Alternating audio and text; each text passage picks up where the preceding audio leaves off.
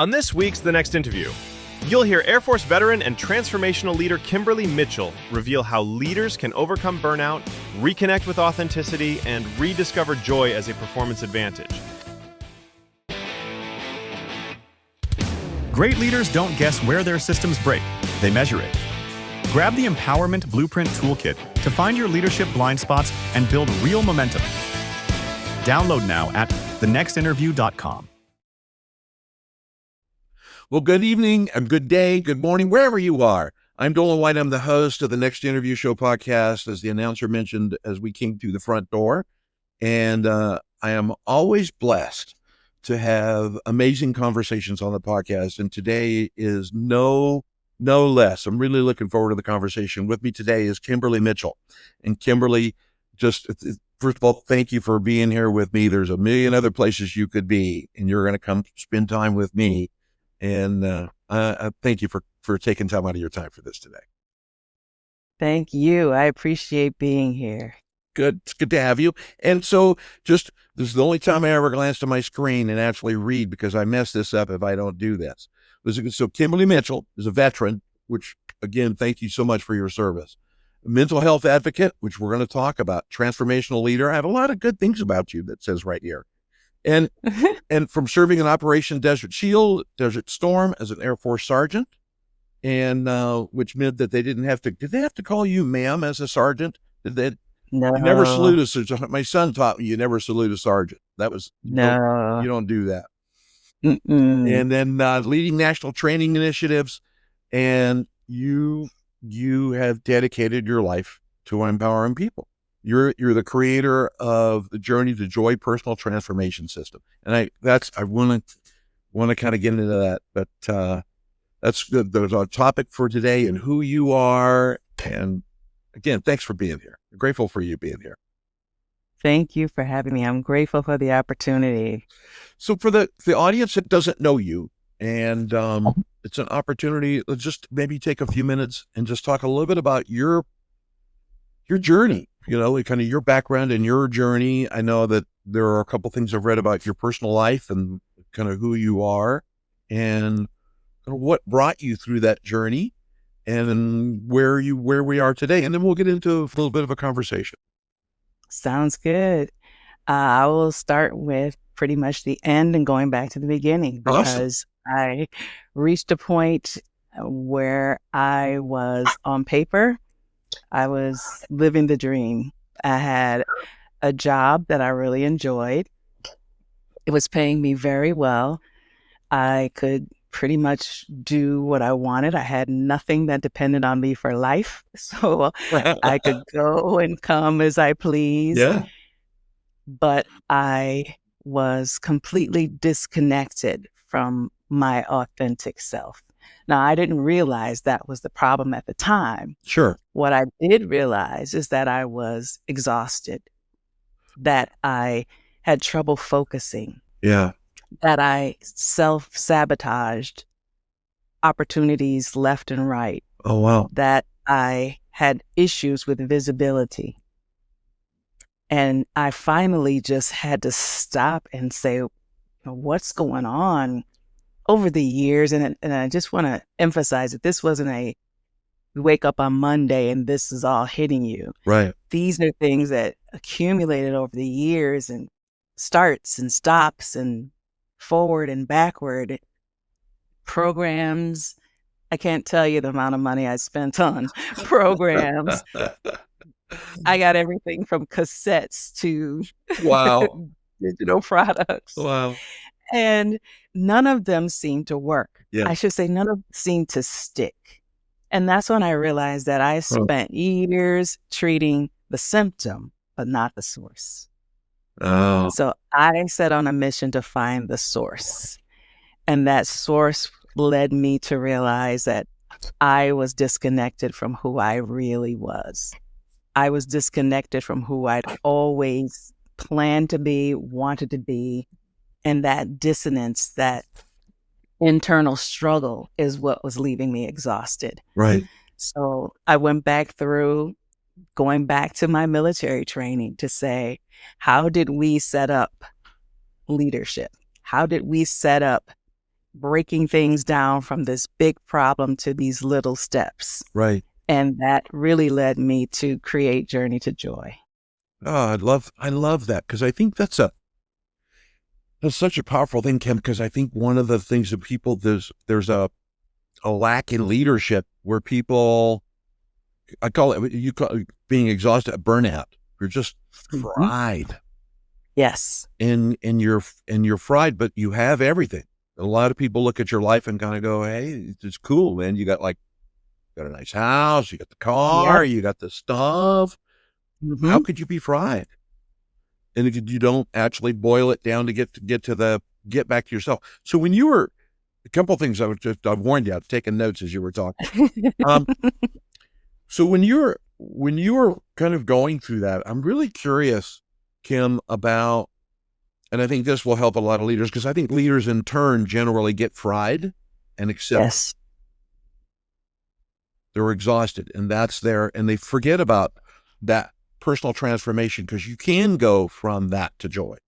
So when you were kind of making that, and I was going to reach over my drawer and show somebody what a cassette tape was. Just you young people, it went in a thing called a cassette player. You might have been lucky to have one in your car, and that was pretty highfalutin in those days.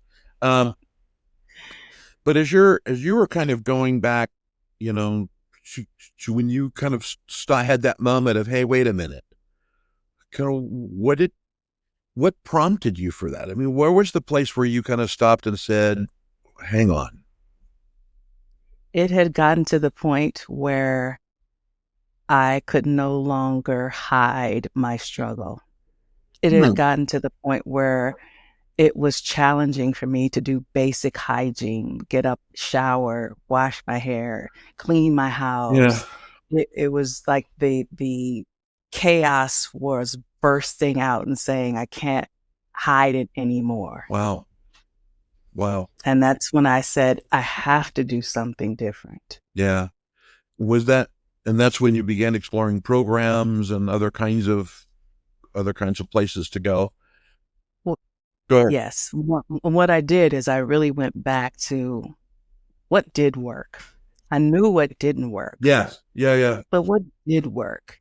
And it wasn't just one program that worked. It might have been the time management from this program. It might have been the accountability from this program. And going through and peeling out. And I mean, I literally kept all of these things. Some of them were covered in dust. Oh my gosh. I love that you mentioned that. That's so funny. No, I love that you mentioned that. This one of the things I was a co-host of Mastermind, as though we're talking about a mastermind group this morning about the time when I was CEO of a marketing company. I blew my own company up just because I went and got a program, much younger Doland, almost very little gray hair in those days, or white hair now, and just went, well, I'm going to do this. And kind of when I'm going to take this one thing and went, boom, put it over the top of my company and blew up the people, blew up the company, blew up, it took forever to undo the blow up. So I love, I think that's a really important point for leaders is it's not about a method. That's right. What truly is the turning point is it's not even about the pieces of the method. It's why those pieces worked. So good. Why did the time management from this work? Why did the accountability system from this work? Yeah. And when you break all of that down, you really get to the core, which is your beliefs. Yeah. That's where the connection is. That's so cool. So we're 10 minutes into the podcast, and I'm going to, there's a point where I'll say, listeners, look here on your phone. You've heard me say this before. There's a little button. It's got a rewind button that'll take you back like 30 seconds. Go back and listen to that again from Kim, that single statement. There'll be more. I know I'll tell you rewind here, but go back and listen to that again. Cause I love your point, Kim, it's not that hey, that's cool. Is it the right thing? And is it at the right time? And I think a lot of leaders also one thing that I find is they get hung up on, Kim, the idea of, I got to do it perfect. Absolutely.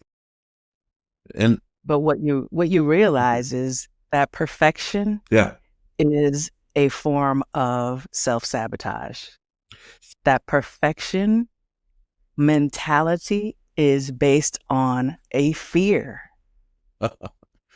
He said, good. So go bigger on that, because Oh, that's such an important topic. mm-hmm. There's a thing that I teach, and I talk about one of my favorite sage pieces of advice came from this very sage guy. His name is Will Smith, by the way. And it was a video of Will Smith jumping out of an airplane. And, Oh, yeah. And one of my favorite sayings in that video is, God put the greatest things in life on the other side of fear. Now, Mm-hmm. spirit or whatever you want to call it, we're not here for that. But I love the fact that we were talking about self-sabotage and that hook into fear. So I think it would be great for the leaders to hear that, because we live in that. We have moments where we have to go tell fear, go sit in a chair. Mm-hmm. Mm-hmm. And the insidious thing about fear is it doesn't always look like fear. It doesn't always come with those butterflies or those sweats or those shaky hands.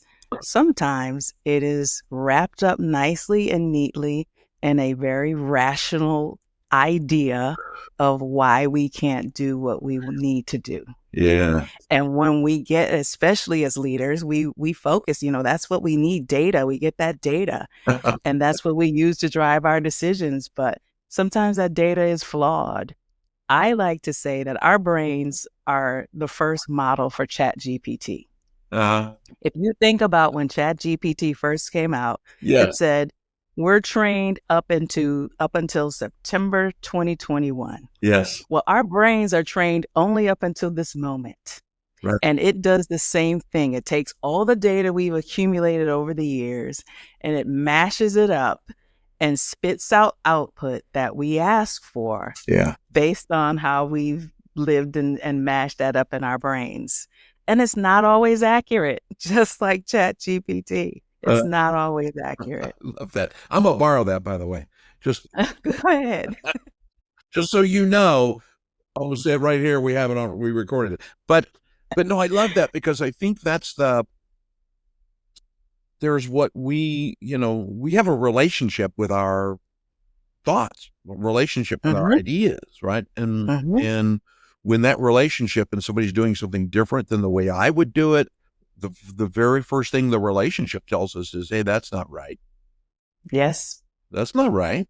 What are they doing? Why are you letting them do that? They're going to fail. And then the meteors are going to come. And then they're kind of like, then there's going to be potholes, and I'm going to hit a pothole, and I'm going to get a flat tire. And then you spin down this path. That's right. On your way to that destination. So I think it's a really powerful thing.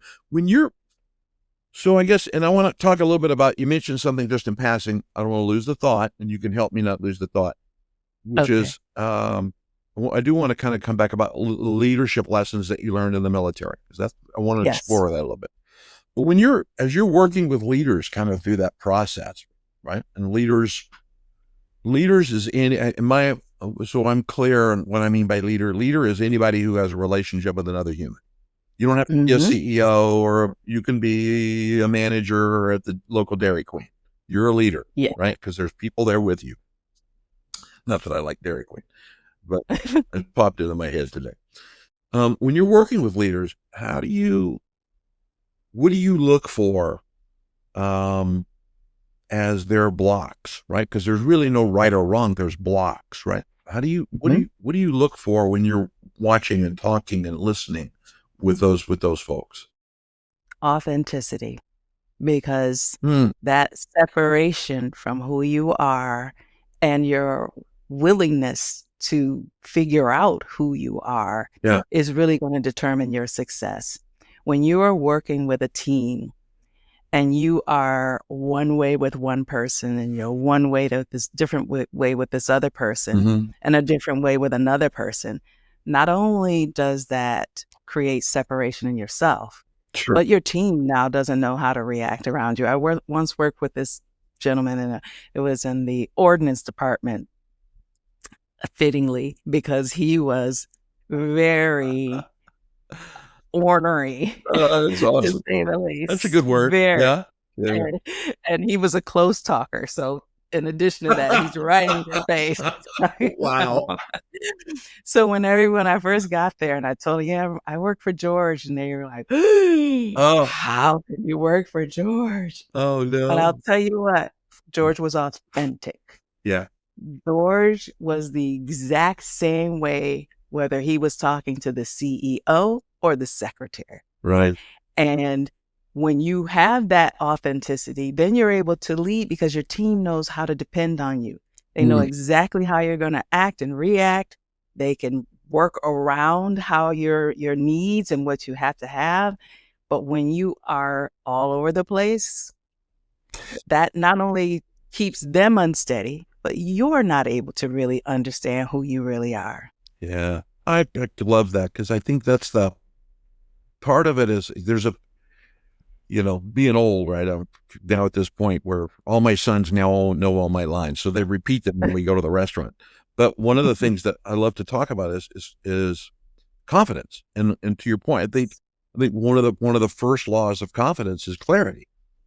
Yes. And if you're unclear about that person you're dealing with, you could never be confident about you're guarded, or you withhold information, or you withhold trust. It really is kind of what it comes down to. So you're never willing to cross that precipice to actually go have a relationship with them. You may not like the way it goes, especially if they're a close talker. Right. I've had a couple of friends like that. It's like, dude, back up, step back. But it's interesting, because I do think that without that authenticity, you're always off balance. Absolutely. And you can't find center. Absolutely. And you can't find center in yourself. Yeah. And so when you're maintaining the energy that you're expending to maintain these different personas is what depletes you. Yeah. It's what creates that exhaustion. Yeah. I could see that. And that's the gateway to burnout. That's when That's right. people do I call it, a buddy of mine, we call it RIP, retired in place. I'm not leaving, but I'm not doing anything. Right. I'm going to sit here in my cubicle until somebody notices I'm playing solitaire. So I want to go back, and thank you for that. I love that kind of that conversation, because I think that's a really important thing for a leader to understand is you have to be, first of all, you have to be authentic to yourself. Right. And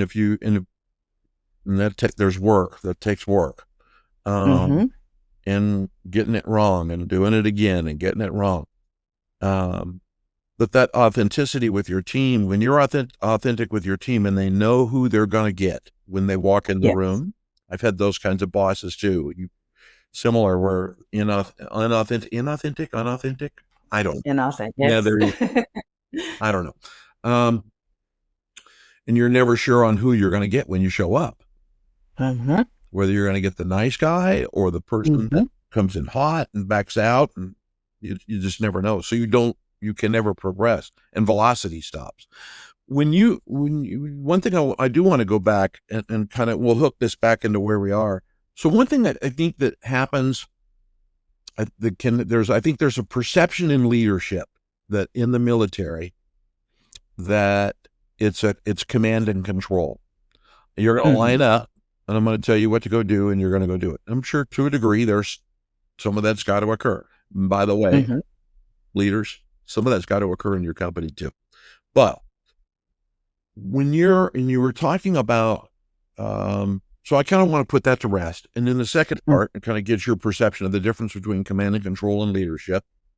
And then the second part is one thing you said, Kim, I think that's really important that I don't want to lose track of, which is taking it apart to its smallest component.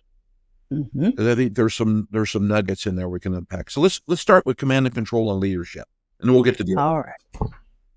So yeah, you have to have some of that, as you mentioned, in your companies. When you think of how large the military is, you cannot have a bunch of people running their own little fiefdoms and coming up with a better idea, so to speak. Yeah.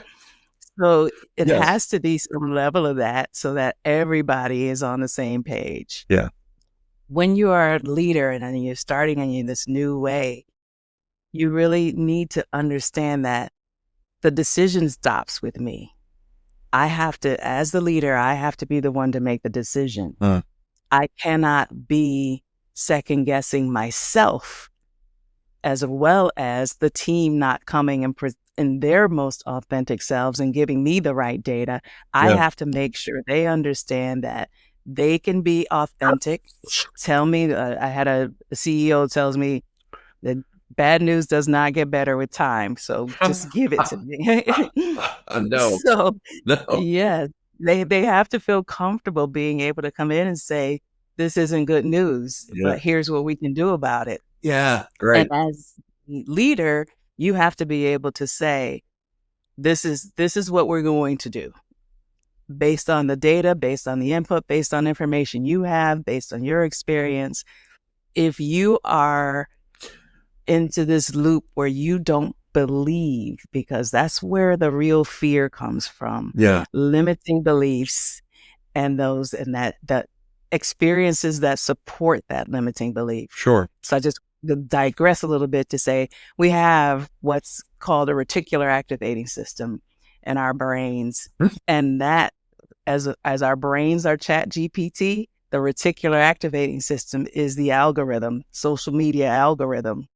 The minute you're on Instagram and you click on something, now you're going to see 10 feeds of that. Oh, yes. With our brains, once we believe something, we seek out evidence to support that belief. Yeah.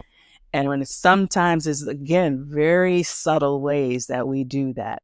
So understanding what that fear is and what thoughts and beliefs are supporting those fears, especially around confidence, especially around visibility, especially around your leadership abilities. That's really going to determine how you show up for your team for those decisions. So going back to command and control, we can't have 12 different people in leadership positions all operating on these different fears. There needs to be a single point that they can all go to and point to. Once we're there, that breaking it down into those steps means that every single person is trained the exact same way. So guess what? Our outputs are exactly predictable because we know if they follow steps 1 through 10, then what they're going to get out of it is this result. Yeah. And that's really what we're kind of reproducing out here in the world.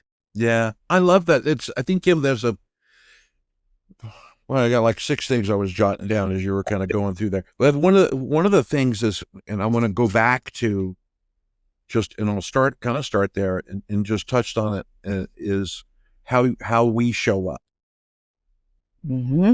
as that leader, right? And I agree. I used to tell my team as a CEO 2 things they're hoping for. One, they're hoping I'm guessing good. that I know what I'm doing. Right. I'm doing my best. And the second is, my role is to serve as the point man, right? So I'm the guy that's out in front of the company. And what you're hoping for, this is going to be inappropriate, but I'll warn the listeners, is going to be inappropriate, but you'll appreciate this. As the point man out there, what you're hoping is that whoever I'm running into out there is using a low caliber slug. That's what you're looking for, right? Yeah. Because we don't want it to go all the way through me. Well, you want it to stop with me. So that's right. So, I love kind of what you were talking about, which is how you show up. And I think that is as a leader, and I'd love to hear your thoughts on this. The words that kind of come to my mind right now, Cameron, know your place. Yes. As the leader, know who you have to be, know who you are. Absolutely. So how do you, that's critical. How do you help them? How do you help them with that? That's a big thing for some leaders because they don't know their place.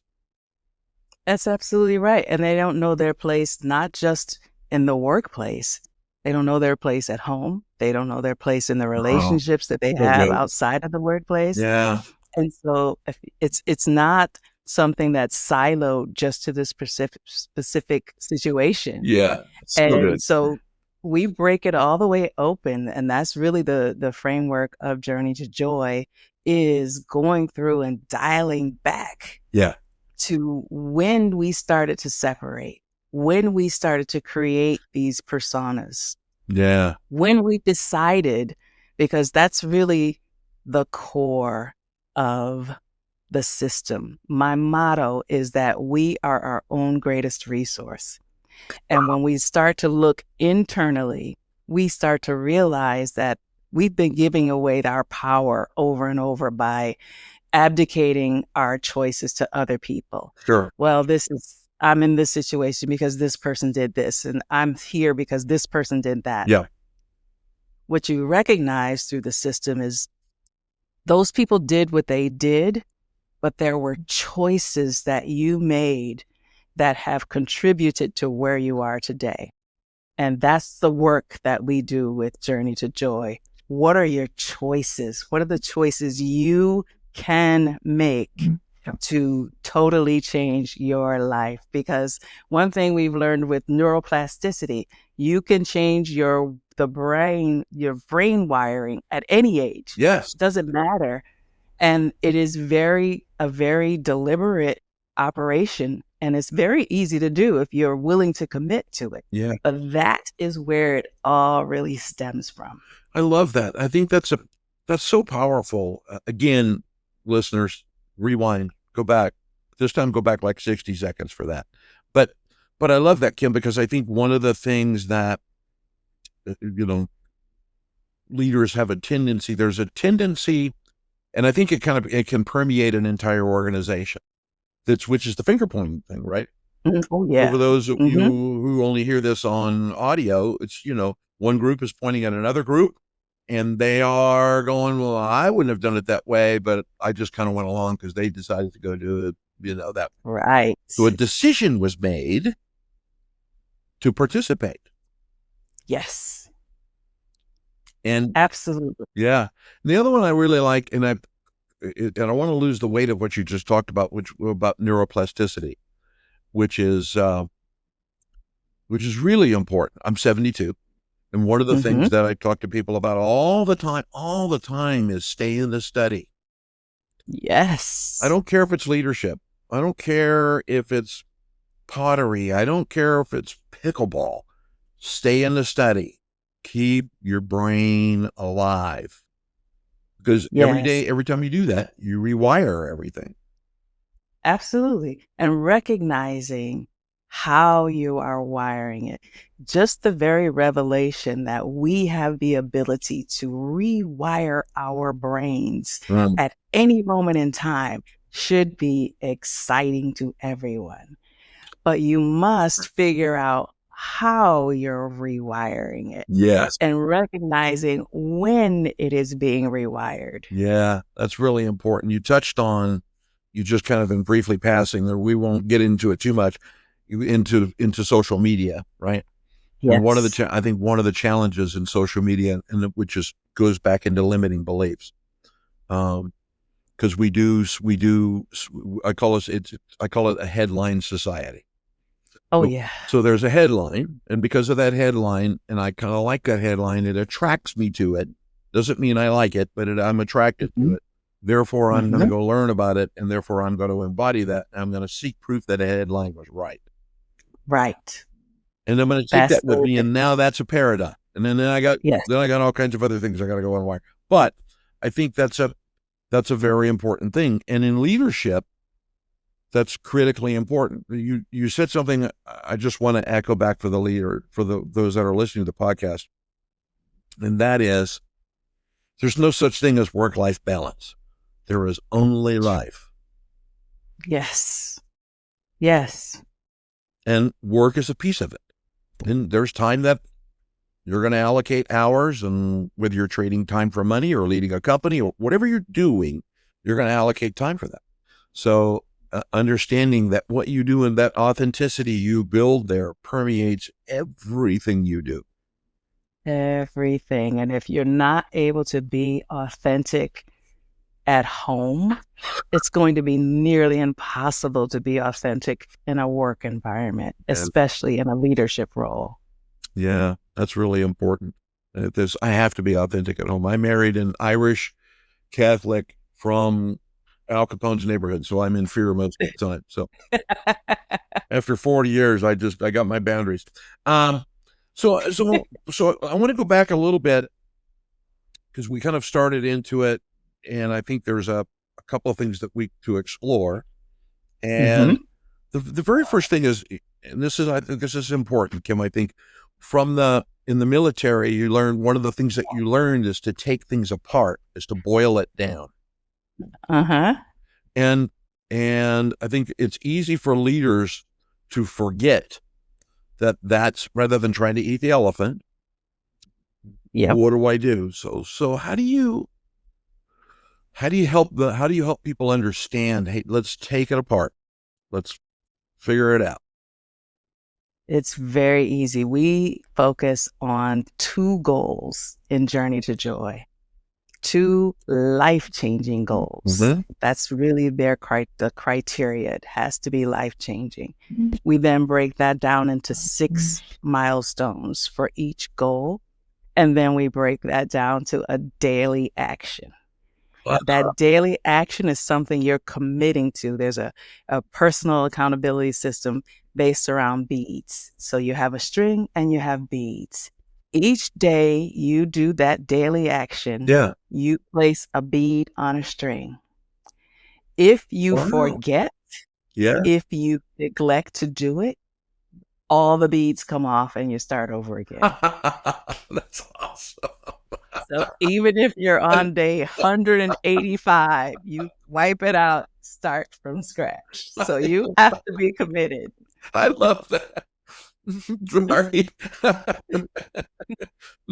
Losing control here. No, I love that because it eliminates excuses. It's kind of like, That's right. I'll get it tomorrow. Yeah, I'll get it. Oh, that's fantastic. And how many beads do you get, by the way, as part of it? Well, by the time it's a year-long system, so that's 365 beads. Wow. Really, just out of curiosity, how those who truly live and I love that philosophy. I live that philosophy about a bunch of stuff, but who miss a day, right? And they wake up the next morning and they go, yes, all the beads off. Is how long it really takes someone to get from, and because you're working with them through this program, to get through this transformation, how long it takes them to get 365 beads on there. Listen, I have experienced the pain of having to wipe the beads off. It hurts bad. Yeah, I could imagine. Oh my goodness. But you recognize a couple of things when you have to take those beads off. You say, was this the right daily action? Was I really committed?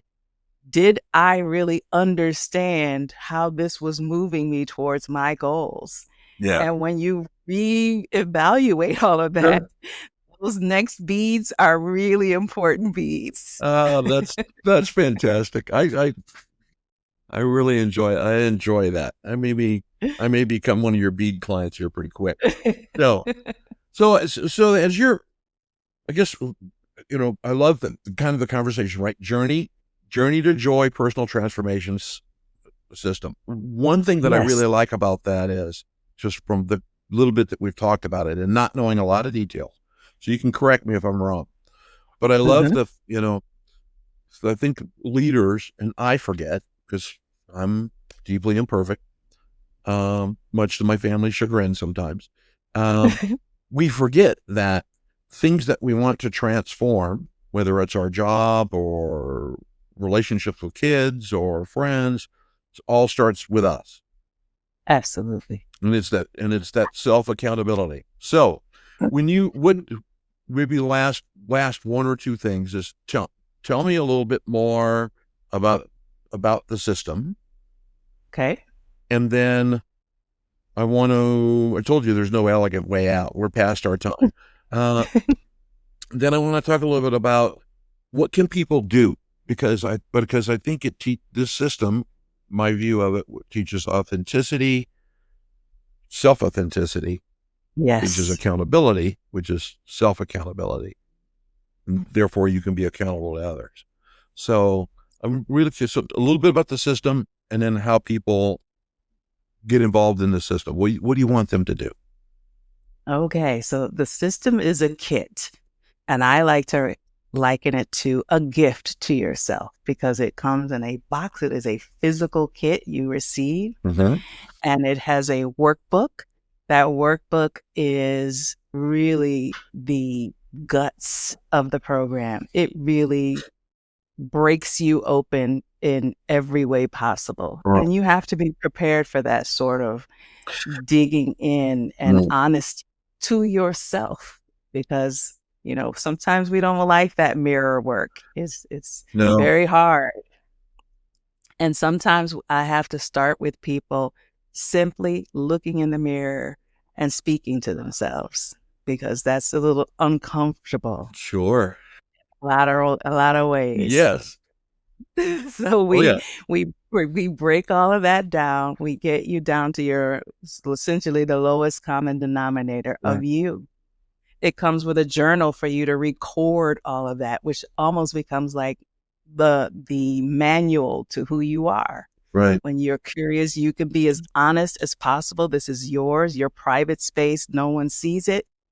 And that's where you record all of your information from the workbook, all the exercise and worksheets in there. You get an actual roadmap that you put on the wall. Once you've determined what your goals are and your milestones, Really? they go on a roadmap. That roadmap shows you 1 year. We don't go past 1 year because the person who's starting on day 1 is not the person who's ending on day 365. You could imagine not. Yeah. Exactly. Oh, so my. Yeah. goal visions will change. Oh, yes. Yeah. So we don't go past that 1 year mark, and we don't go past 2 goals because it can be very overwhelming when you have that. We start with an assessment of 10 categories in your life. Yeah. You don't want to jump into all 10 of them at the same time. We only focus on 2. Oh. And then you got that on the wall, reminding you every day. You've got your bead system every day. We have a platform that's specific for people going through the program who want to get on and just talk to each other, because your relationship dynamics are an important part of it. Sure. If you've got people who are used to you being one way, and now you're trying to break that dynamic and become different, Right. that can be a struggle for some relationships. And you need people who are understanding it from the inside, so to speak. Yeah. Go ahead, please. And I was just going to say, we have built-in support for that the 3 to 5 women in a group that will support and understand and go through and commiserate. But one of the other cornerstones is celebrations. You don't pick a milestone without picking an appropriate celebration, because you don't wait till you get to the end. That's not the journey. The joy is in the journey. So all along the way, you are celebrating and understanding and embracing all of who you are becoming. I love that. I think that's we lose track. It's easy for us to lose track of the celebration. Yes. And to celebrate the small movements and that big moment when you get to that milestone. Absolutely. Celebrate them all. So absolutely. And I love you miss. So exactly. Go, man, I was this close. I'm not gonna take all my beads off. Oh, all right. Let's start over. Oh man, means I can have a bowl of vanilla ice cream. I'm good to go. That's it. Oh my gosh. No, I think that's exciting, because one of the challenges and listeners, the links to the website, how you go get involved in the program, how you participate, will all be in the show notes, and it will be in subsequent social media stuff. I generally don't give out URLs, Tim. I did forget to tell you this on the podcast, because if somebody's driving in a car, focus on driving. Don't write stuff down. Stay focused on get to the grocery store and get home. So all of the notes will be there. But just in case, say the name of the website at least. The name of the website is, I'll give you the easy one, is kim.co. That's KIMM.co. Wow, that's the easiest one I've ever had out of all the episodes so far. Like, man, that's great. So thank you for that. And leaders, as you've listened to this, one of the things that's very, very important is you can't transform your family, your business, the world around you, the pieces of it, unless you're willing to do the work yourself and go through transformation. We constantly transform. And sometimes, Kim, I look back at my life and I tell my wife when we talk about it, it's kind of like watching a movie, because I see that guy back there and then I see where I am today. It's a Matthew McConaughey moment when he I think other than all right. Matthew McConaughey said at one point in time in an interview, he was asked who his hero was. And his answer was me in 10 years.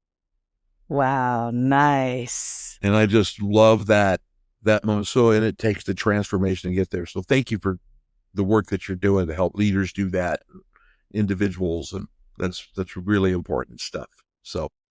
Thank you. My pleasure.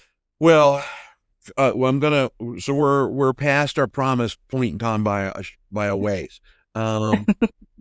So we started with gratitude. I want to end with some gratitude.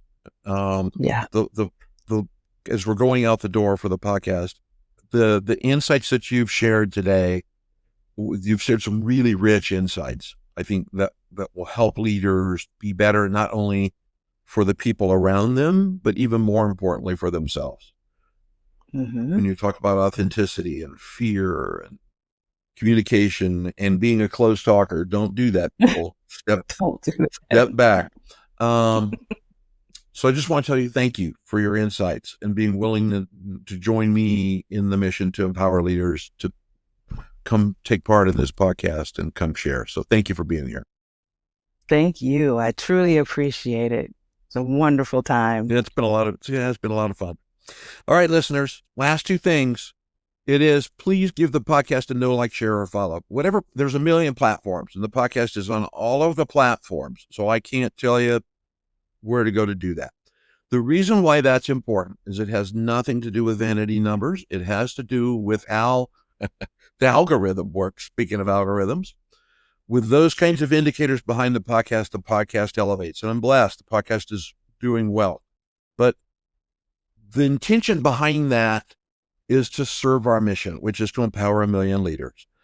It becomes more visible so leaders can find it and learn.